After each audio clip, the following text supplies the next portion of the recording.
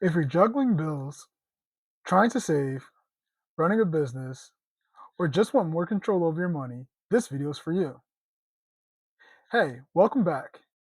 And if you're new here, I'm Joe, a licensed, certified public accountant with over 10 years' experience in corporate and public accounting. I have an extensive background in accounting, audits, and taxes, and I'm all about helping you take control of your money and live smarter. Be sure to subscribe to the YouTube channel and turn on all notifications for more videos. And check out our blog site where we post every Monday, Wednesday, and Friday. Today, I'm showing you how to set up a financial command center, your all in one money headquarters, without needing to be an accountant. Let's make managing money way less overwhelming. Let's start with the basics. What is a financial command center? Think of it as your one central place where you organize your income and expenses, budgets and cash flows, invoices and payments, documents and money goals. It can be digital or physical, but the key is everything is in one place. Think of it as mission control for your money.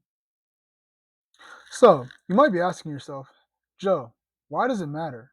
Why bother having a financial command center? Having a financial command center matters because it's going to help to reduce stress. So, there's no more last minute receipt hunts during tax season.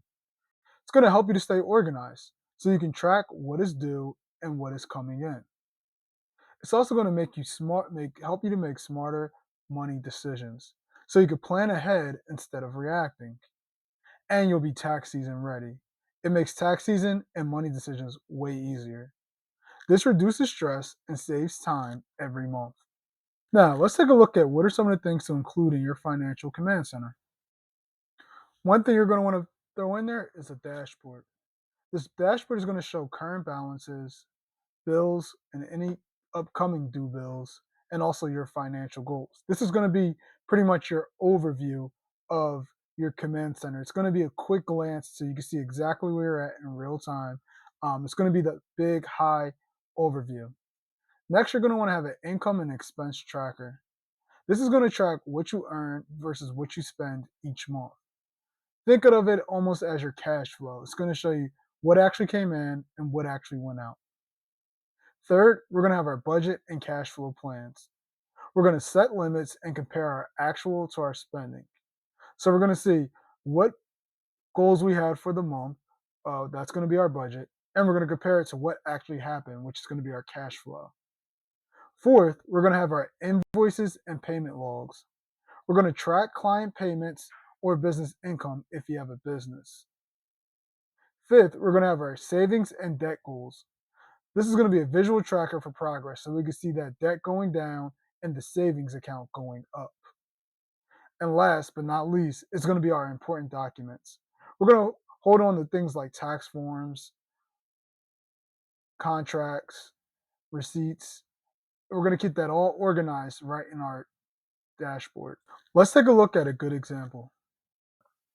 So this is just a simple Excel spreadsheet that you can use as your dashboard. You don't need anything fancy, but if you want something fancy, feel free to do and to go with that fancy stuff. So this is our dashboard. Like I said, this is the overview of what we have going on behind the different tabs.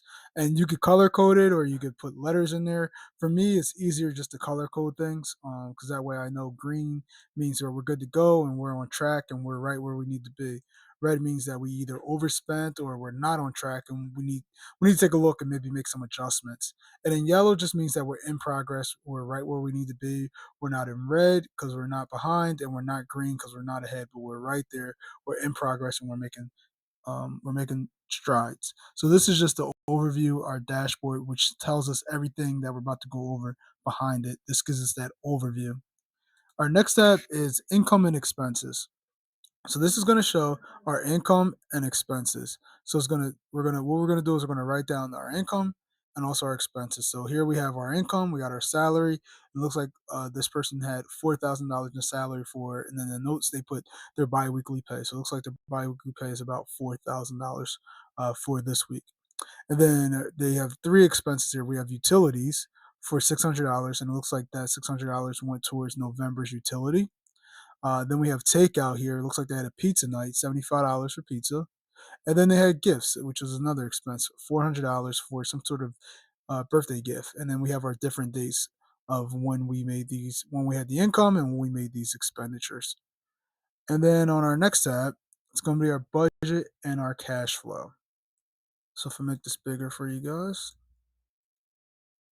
So here we're going to write down our budget, which is our planned column, versus our cash flow, which is our actual column. So we're also going to write down our income, because your income sometimes it may fluctuate, it may not, but you still want to write it down so that way you know what you're working with. So looks like we have budgeted for $3,500 for our biweekly pay, but we actually got $4,000. So it looks like we had a $500. Even though this is a negative, this is actually a gain. And it looks like we worked 2 hours of overtime in order to achieve getting that $4,000. Now, for expenses, one of our expenses, it looked like we planned to pay $500 in this expense, but we actually ended up paying $600. So now we're in the hole by $100. It looked like we overspent based on what we had budgeted. And it looks like that overspending, based on hearing the notes, is that our gas bill is higher in the winter. So if you live in the Northeast, you know what that's like. When summer, you really don't need your gas. Your gas bill is pretty low. Then come winter, that gas bill shoots up. I hate it every year, but it is what it is. Then we have another expense that we planned on spending $100, but we actually only spent $75. So we had a $25 savings. And looks like we had a coupon from our pizza night to save on some of that pizza. So that's always a good thing to be able to save any kind of money. And then next year we planned to spend $300. We actually ended up spending $400. So we actually went over on our budget with our actual cash flow of $100. It looks like the price went up for whatever birthday gift that we had that we were going after. So next we're going to look at the next tab is invoices and payments. So it looks like we have our PGW bill here. Let me make this a little bigger for you guys. We have our PGW bill, we have the invoice number, and we have the amount of $600. It looks like this was issued to us on the invoice date was for December 1st with a due date of December 10th. And it looks like we paid it. We have our status here. So we put our status in of what we did. So it looks like we paid this bill and we paid it on December 5th. And it looks like it's for that gas bill from November. And then we have Lansdowne Pizza in here, who charged us $75 during our pizza night. Looks like they issued the invoice on December 10th, and it wasn't due the same day. It was due December 15th, 5 days later. Looks like we only made a partial payment though of $25 on the 10th, the same day that they delivered it. So we still have a balance there that we had to pay, but at least we know how much we paid and when we paid it. And it looks like we have an Amazon purchase here for $400 from back on November 1st. And it looks like payment was due on December 1st. And as of today, we still haven't paid that bill. Naughty, naughty. But that's okay. So I guess whenever you get ready to pay that bill, at least you know that that bill is unpaid and that you may have missed one and that you got to go back and put that in. So our next tab is our goals. So we're going to just write down what our goals are, where we're at, and where we want to go. So as you can see here, we have our debt goal and we have a savings goal. So you do any other kind of way you want to do your goals. You call it whatever you want and give it a type. Here we just called it the goal type was debt and savings. So our first goal for our debt is student loans. Looks like we're targeting to pay off about $45,000. Looks like oh, this is incorrect. Looks like currently our current amount is $25,000 that we have paid down, and we have a remaining balance of um, this is actually wrong. It should be 20 of 20,000 that we still owe on that student loan. And it looks like we're trying to pay this off by March of 2026, and it looks like we are on track for this one. And then we have our savings goal, which is our vacation fund. It looks like we're targeting to try to save up about $15,000. Currently, we're at $5,000. We have a remaining balance that we still need to save of $10,000. We want to do that by May 1st, and it looks like we are not on track for this goal for whatever reason. And then last but not least is our financial documentation. This is a good one to let you know and remain organized so you know where all your pertinent documents and stuff that is needed can be at. So it looks like we have our tax return for 2025 for our 1040. It's located in our office desk.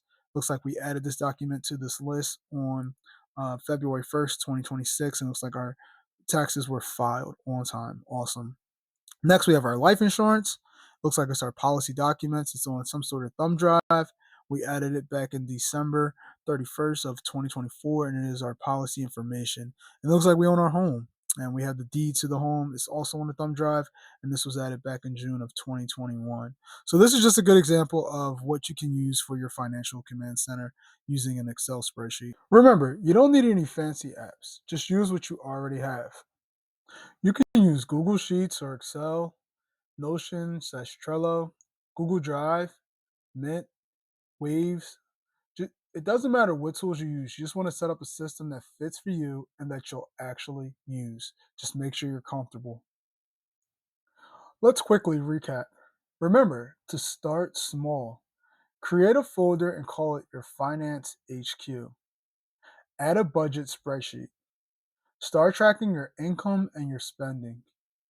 Add one section per week: invoices, documents, and goals. You don't have to do it all at once. You just want to build momentum and confidence and make sure you keep going and build your system over time. That's how you create your financial command center, your money mission control. Got questions or want a free template to get started? Drop a comment below. If this video helped, then please give it a thumbs up. And I'll see you in the next one to break down building a financial vision board.